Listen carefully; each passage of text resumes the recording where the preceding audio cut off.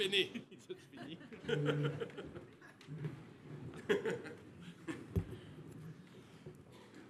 Ça fait longtemps que je n'ai pas été en avant des lumières demain. Premièrement, un gros merci, Nico, Dominique, d'avoir passé à moi. Puis sans farce, quand j'ai eu le téléphone, j'étais comme surpris, puis j'avais pas de mots. Je me disais, c'est-tu par complaisance parce que je suis malade ou non, c'est parce que j'ai fait de la job. Mais après ça, à bien y réfléchir, il a fait un bout, là.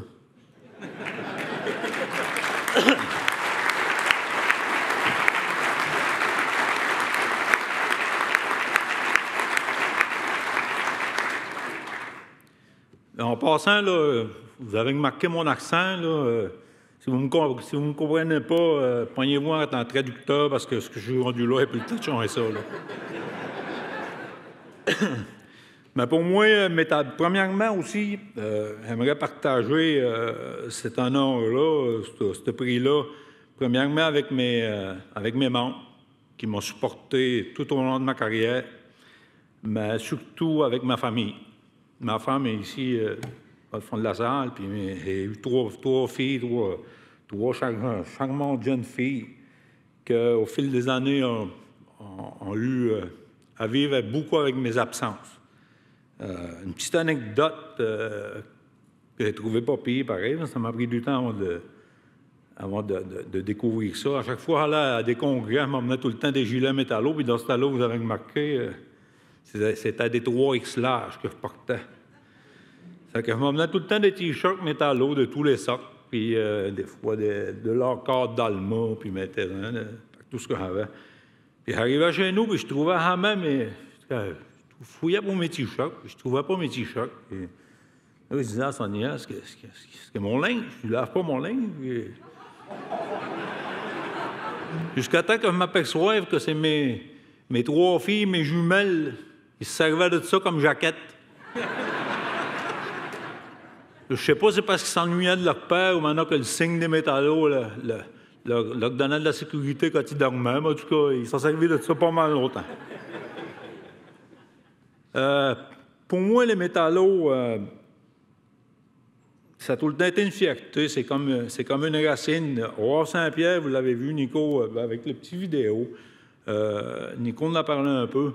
Le Havre-Saint-Pierre, au départ, avant les années 50, c'était un village de pêcheurs, un village pauvre, où on vivait de la pêche puis de la trappe. À un moment donné, un vieux trappeur qui a trouvé des roches à 30 000 au nord du Havre, puis il ne connaissait rien dedans. Puis dans ce temps-là, il n'y a pas de cachette. Probablement qu'il ne savait pas lire, pas écrire non plus. Il croyait que c'était du charbon. Il a essayé de faire brûler du charbon de cette roche-là dans son poêle pour se chauffer, puis ça ne brûlait pas. C'était une roche qui ressemblait à du charbon, qui était pesante. Il a eu l'idée de descendre ça, lui, puis d'envoyer ça à analyser. Puis à un moment donné, il y a des géologues du gouvernement qui arrivaient au Havre, puis quelques années après, ils ont débarqué. Il y avait une mine de titanium au nord du Havre-Saint-Pierre. Ce qui a été étonnant, c'est que les gens partis de la pêche, qui pratiquement crevaient peut-être pas la faim, là, mais pas loin. Puis la mine a ouvert le premier bateau a sorti du Havre au mois de mai 1950. Puis l'accréditation syndicale a été au mois de novembre 1950. Ça veut dire que ces gens-là, ils n'avaient pas peur. Ils auraient pu se faire congédier, mais ils ont dit non. On a du cœur au ventre, puis au syndic, nous autres. C'est pas vrai qu'on a assez eu de misère avant. On va commencer à bâtir ce que c'est qu'il y en a qui n'ont pas fait. Puis moi, c'est tout à leur honneur. Les racines syndicales du Québec viennent probablement du Havre-Saint-Pierre parce que dans ce temps-là, il n'y avait pas de route. Ça sortait par bateau et par avion, puis ça a été longtemps comme ça. La route a été ouverte jusqu'au Havre en 1976. Puis les gens des premières armes ont syndiqué la Côte-Nord. Ils ont syndiqué Sept-Îles, ils ont syndiqué Shefferville, Gagnonville, puis ils menaient du Havre. Puis les premières conventions collectives, croyez-le ou non, ils étaient en anglais et en français. Il y avait une clause qui disait « le texte anglais prévaut ». Puis 99% du monde ne parlait pas un asti de mot en anglais. Fait que là, il n'y en a même plus un mot anglais des conventions collectives. Fait que ce monde-là, là,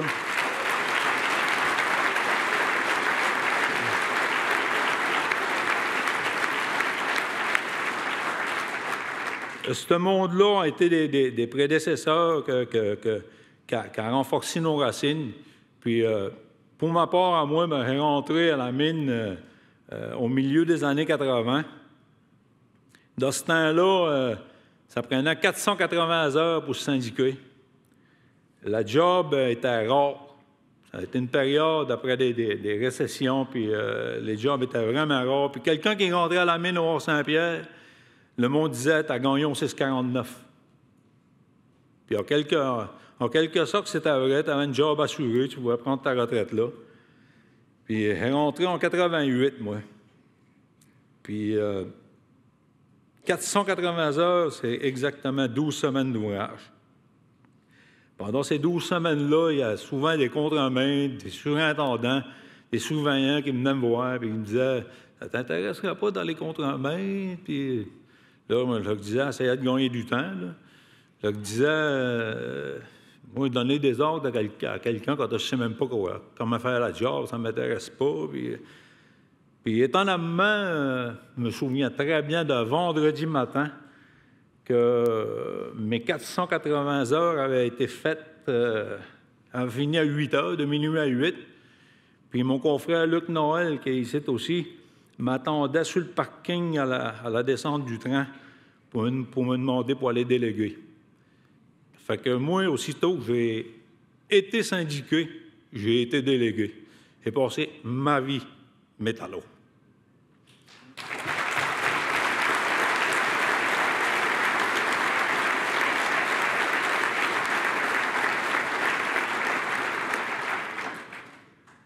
Les métallos, par contre, comme Nicolas l'a dit, j'ai été vice-président 6 ans, 18-19 ans président sur des comités de toutes sortes. Les métallos m'ont sorti aussi. Les métallos m'ont appris... c'était du give and take, pareil, parce que je pense qu'on donnait aux autres beaucoup de notre expérience. À Las Vegas, j'ai été même à Madagascar avec Alain, où ce que nos amis malgaches ne connaissaient pas que c'était un conflit de travail. Il a fallu leur expliquer que c'était une grève. Puis quand ils l'ont compris, ils en ont fait une. Étonnamment, Rio Tinto, du jour au lendemain, leur a donné une augmentation de, je pense, 10 %. C'était pas gros, mais pour eux autres, c'était très, très important. Fait que ça fait que j'ai fait pas le tour du monde, mais un bon bout de pareil que grâce au métallo, sinon, je pense pas que je l'aurais fait. J'ai été très, très heureux.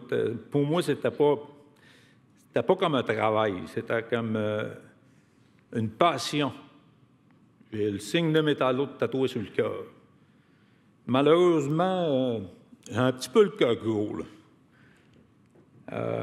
Malheureusement, il y a une couple d'années, il y a 2 ans, je venais de prendre ma retraite, puis j'ai appris que j'avais un cancer. Un cancer durant stade 3, avec des métastases au poumon, au foie. Pas mal m'a gagné le bonhomme. Le docteur me dit « Monsieur Arsenault, on vous opère ou c'est le cimetière? » Il dit « Pas le choix, mais opère. » Le lendemain, il me dit « Malheureusement, on a été obligé de vous fermer, il n'y a rien à faire. » Qu'est-ce qu'il me restait? Le cimetière. Mais grâce justement au système de santé qui évolue, puis il y a tout le temps de l'amélioration à faire, il y a des négos qui se font et tout. Mais ça fait 2 ans que je suis encore debout. Je ne sais pas combien de temps il m'en reste, mais je pense que c'est grâce à eux autres. Puis il faut avoir espoir en la recherche, puis le système de santé, si j'aurais été n'importe où ailleurs qu'au Québec, je serais mort.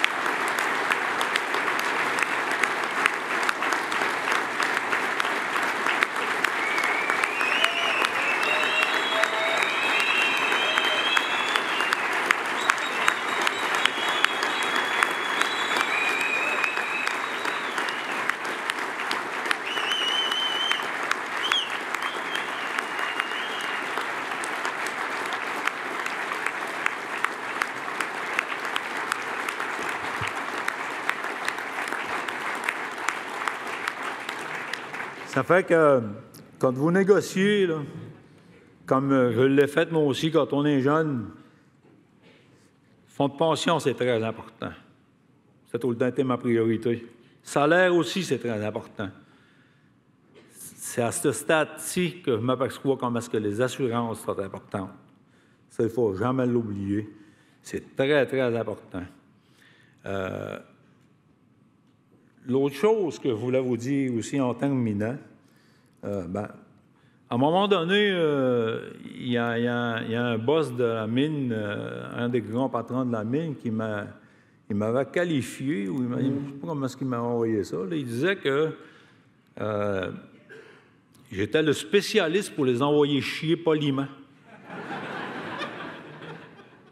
J'ai essayé de rester poli, puis je les envoyais chier au moment opportun. Mais tu viens d'un stade où tu sens une force en arrière de toi qui ne te fait pas peur, puis ça, c'est tout le temps les membres. Ça vient de la base. Je m'ai tout le temps senti appuyé à 100%, soit par l'organisation ou soit par les membres. Mais il y a une chose en terminant que je peux vous dire. Le slogan des métallos, solidarité, force et respect. C'est la solidarité qui fait la force. La force et la solidarité obligent la compagnie à avoir du respect. Si les deux choses en premier ne sont pas là, il n'y en aura pas de respect. Ça fait qu'il ne faut jamais lâcher. Force, solidarité, respect.